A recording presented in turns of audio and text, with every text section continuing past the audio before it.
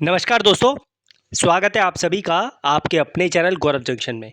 जैसे कि आप लोगों को मैंने बोला हुआ है कि सीसीए की जो भी इन्फॉर्मेशन है, फॉर्म फिल करते टाइम जो भी दिक्कतें आ रही है, मैं आप लोगों की तब तक दिक्कतें दूर करता रहूँगा जब तक मेरे पास कमेंट बॉक्स में समस्या आती रहेगी, टेलीग्राम पे समस्या आती रहेगी। आप में से कई भाइयों को ये चीज़ें बहुत अच्छे तरीके से क्लियर हो गई होगी, लेकिन आप में से ही कई साथी ऐसे हैं जिनको बहुत सारी अभी भी दिक्कतें हैं। तो मेरा काम है हर साथी की जो है प्रॉपर तरीके से मदद करना और आप लोगों को जानकारी प्रोवाइड करना। क्या अपडेट है फॉर्म के रिगार्डिंग, क्या क्या चीज़ें आपको किस तरीके से फिल करनी है, आईटीए की डिटेल्स, सीसीए की डिटेल्स, इस वीडियो में कुछ हद तक चीज़ें क्लियर करने की कोशिश करूंगा।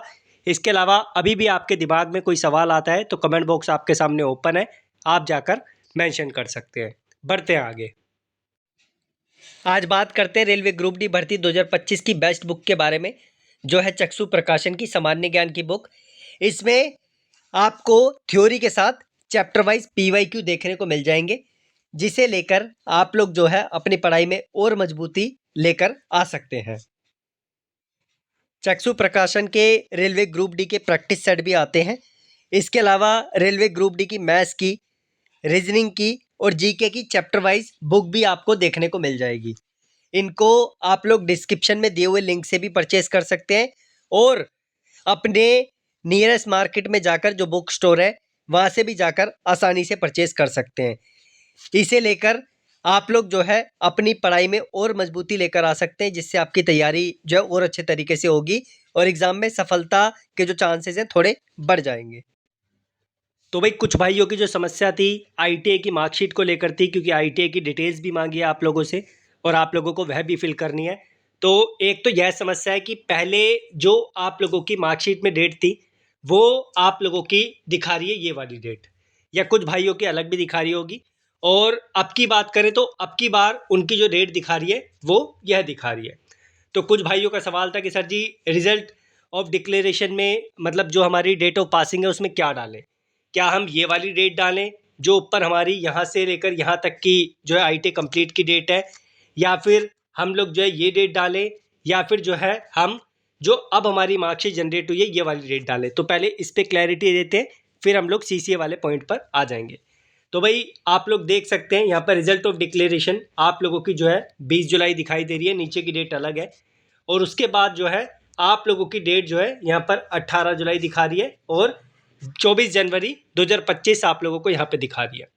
तो जिन बच्चों की ऐसी सिचुएशन है जिनके पास दो दो मार्कशीट जनरेट हुई है और इस तरीके का फेरबदल उनका दिखाई दे रहा है, तो उनकी जो लेटेस्ट मार्कशीट उनको मिली है, कुछ भी उन्होंने प्रोफाइल में अपडेट करवाया, कुछ भी चेंजेस करवाया हो, उसके बाद जो डिपार्टमेंट ने यानी आईटीआई में आपको मार्कशीट जनरेट होकर मिली है, तो आप लोगों को जो है अपनी नई वाली मार्कशीट के अकॉर्डिंग ये वाली डेट को डाल के चलना है। आशा करता हूँ ये पॉइंट क्लियर हो गया होगा। अब कई भाइयों का यह सवाल था कि सर जी अगर दो दो मार्कशीट है तो हम जो है कौन सी यूज़ करें।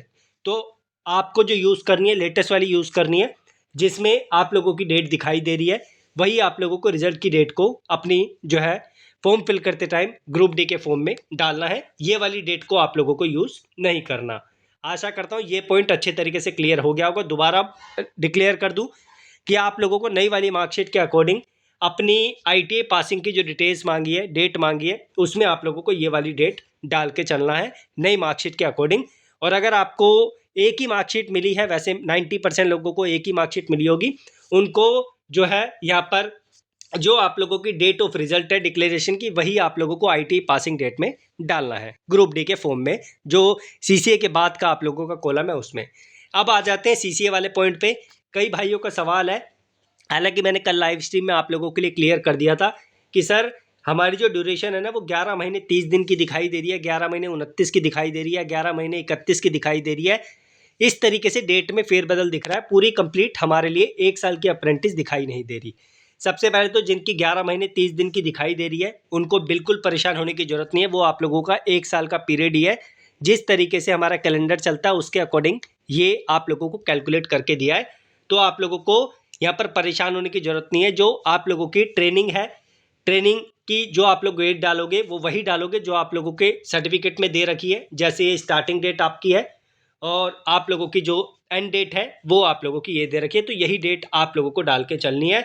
और जो आप लोगों की इशू डेट है जो आप लोगों के सर्टिफिकेट की है वो आप लोगों को यही डाल के चलनी है जो आपके सर्टिफिकेट में आपको दिखाई दे रही है। कल मैंने आप लोगों को एक चीज़ और क्लियर करी थी कि कई भाइयों के सर्टिफिकेट दोबारा जनरेट करने के बाद, क्योंकि उन्होंने प्रोफाइल को अपडेट किया है, आप लोगों को जो है अपने सर्टिफिकेट में वही डेट डालनी है जो आप लोगों के सर्टिफिकेट में आपको दिखाई दे रही है प्रोफाइल अपडेट करने के बाद।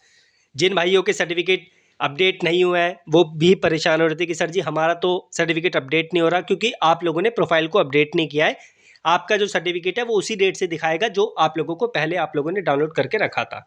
एक और हम्बल रिक्वेस्ट है, मैंने लाइव में भी आपको क्लियर किया था कि जितने भी भाई हैं जिनके सर्टिफिकेट डाउनलोड हो गए उसी के अकॉर्डिंग फॉर्म फिल करो, और 22/2/2025 के बाद आप अप्रेंटिस पोर्टल से अपना सर्टिफिकेट डाउनलोड नहीं करेंगे।